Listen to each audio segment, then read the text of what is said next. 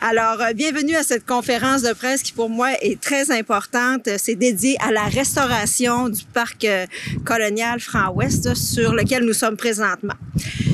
Je tiens d'abord à remercier chacun d'entre vous pour votre présence aujourd'hui. Votre soutien et votre engagement sont essentiels pour la réussite de ce projet ambitieux. Les salutations habituelles iront aux membres du conseil municipal, mes collègues, particulièrement à mon collègue, M. le maire, qui est ici sans voix, mais j'apprécie ta présence, Antoine.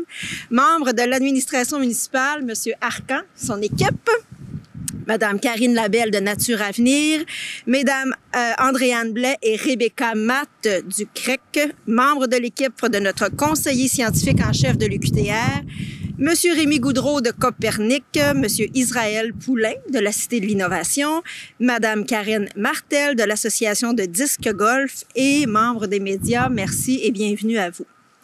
Je souhaite également saluer la présence de notre partenaire clé dans le projet qui nous intéresse, Canard Illimité Canada, représenté par Madame Mélanie Deslongchamps. Aujourd'hui, nous annonçons une initiative historique pour notre ville. La préservation et la restauration écologique du parc colonial Franc-Ouest. Ce projet réalisé justement en partenariat avec Canard Illimité Canada transformera cet espace en un milieu naturel protégé, accessible à tous les citoyens, tout en renforçant la biodiversité et la résilience urbaine.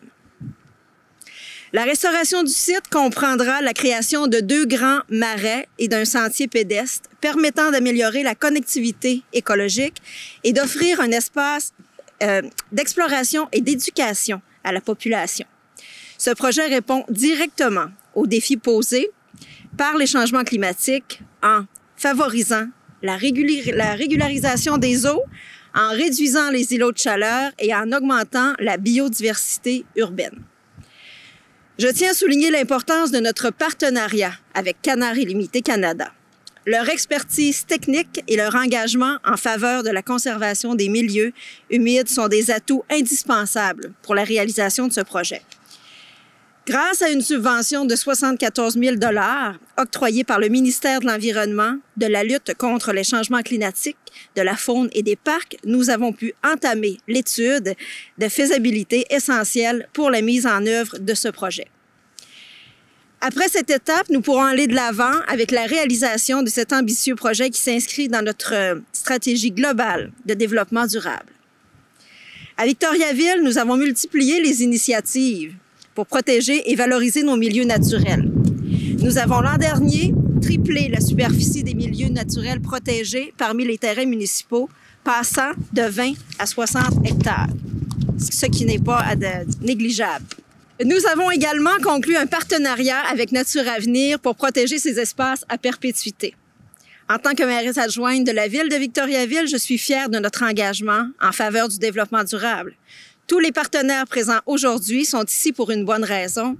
Nous portons avec eux de nombreux projets porteurs, souvent innovants en matière d'environnement. Nous avons mis en place des plans d'adaptation au changement climatique, de réduction de gaz à effet de serre et de gestion des eaux pluviales. Nous avons également créé la Cité de l'Innovation circulaire, un projet d'économie verte d'envergure qui a tout le potentiel d'avoir un impact majeur bien au-delà de nos frontières. C'est sans compter une multitude d'autres projets que je vous citerai tout à l'heure. Bref, vous avez la protection des milieux naturels en contexte urbain. Vous savez que la protection des milieux naturels en contexte urbain suscite un consensus apparent. Citoyens, élus et experts s'accordent sur son importance. Pourtant, lorsque vient le temps de passer de l'intention à l'action, des divergences émergent parfois, on le sait, et on l'a vu d'ailleurs dans le projet de la carrière du Sceau. Pourquoi? Parce que derrière cette ambition partagée se cache une réalité complexe où se croisent des enjeux économiques, sociaux et environnementaux qui ne s'articulent pas toujours de façon harmonieuse lors de débats publics. Tout projet d'envergure nécessite une vision d'ensemble, des compromis et surtout une approche terre à terre qui permet de concilier tous les enjeux. Si nous voulons surmonter ces défis, nous devons mieux communiquer sur la réalité des décisions qui façonnent notre territoire. C'est ce que nous faisons aujourd'hui. Expliquer pourquoi certaines demandes ne peuvent être satisfaites immédiatement, pourquoi une approche progressive est nécessaire et surtout, comment les choix que nous faisons aujourd'hui garantiront un cadre de vie plus équilibré pour demain. Ce projet de restauration est une étape cruciale pour notre quartier, notre environnement et pour l'ensemble des Victoriavillois et Victoriavilloises. Au fil des 16 dernières années, comme conseillère municipale du district, j'ai vu le secteur changer, évoluer et aujourd'hui, je suis particulièrement fière de l'engagement de la Ville dans le secteur de l'ancien golfe colonial. Il s'agira d'un attrait totalement nouveau pour la population, pour qui le plein air et la nature sont des facteurs très importants. Plus important encore, cet espace vert sera bonifié considérablement grâce à la restauration des milieux naturels. C'est un engagement fort pour l'environnement.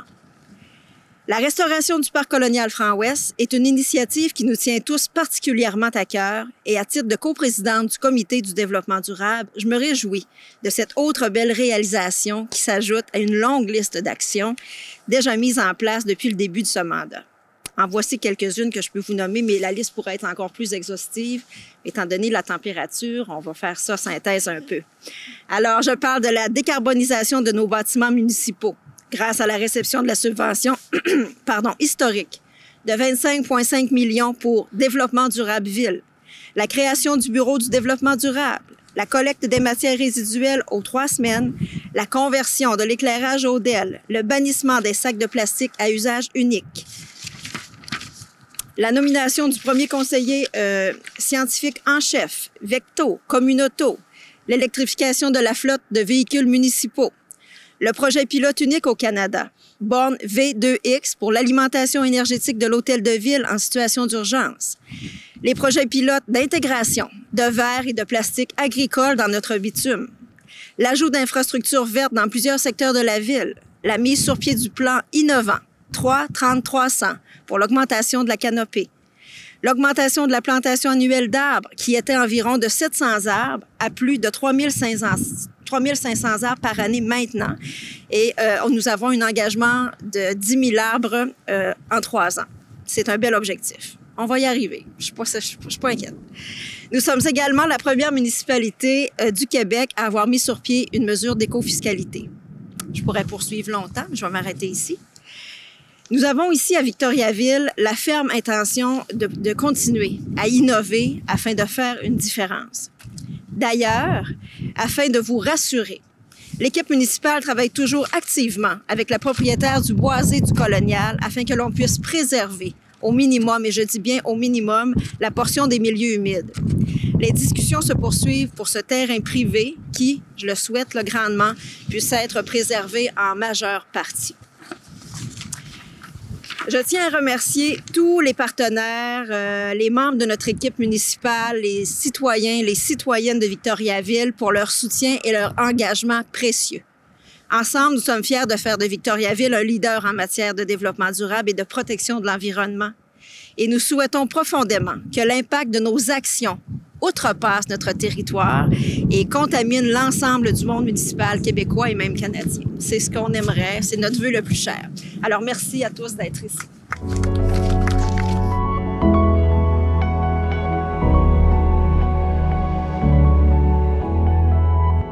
Monsieur le maire, distingués invités, merci d'abord de cette invitation-là, puis aussi pour la confiance là, envers notre organisation. Là, on est vraiment très contents de pouvoir travailler avec votre municipalité. Mon nom est Mélanie Deslongchamps, je suis directrice de l'équipe du Québec de Canards et l'Unité Canada, qui est un organisme pan-canadien. L'équipe du Québec travaille principalement à la cartographie des milieux humides. On fait aussi de la protection, c'est-à-dire de l'acquisition de terrain et des projets de restauration. On a des projets à travers le Québec de Sept-Îles jusqu'à Gatineau. Donc, quand vous vous promenez le long des autoroutes, vous voyez parfois des affiches de nos sites. On a plus de 40 000 hectares protégés là, depuis environ 50 ans au Québec.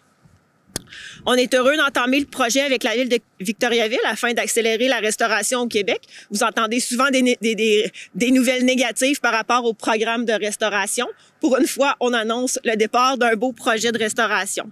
La restauration et la création sont essentielles pour le maintien de la biodiversité, comme il a été mentionné. C'est aussi très important pour la régulation des débits, donc notamment de la rivière Nicolet, on est dans le bassin versant de la rivière Nicolet, pour assurer aussi la qualité de l'eau et la séquestration du carbone. En fait, souvent, les milieux humides sont nommés comme l'outil le plus puissant ou des plus puissants pour l'adaptation au changement climatique. Canard Limité est donc fier d'accompagner la ville de Victoriaville dans cette initiative porteuse qui bénéficiera à la Sauvagine. Sauvagine, comme notre nom l'indique, on travaille, oui, au bénéfice de la Sauvagine nord-américaine, mais on travaille aussi, Canard Limité, pour la protection de la faune en général, la flore, mais et aussi des communautés de nous tous.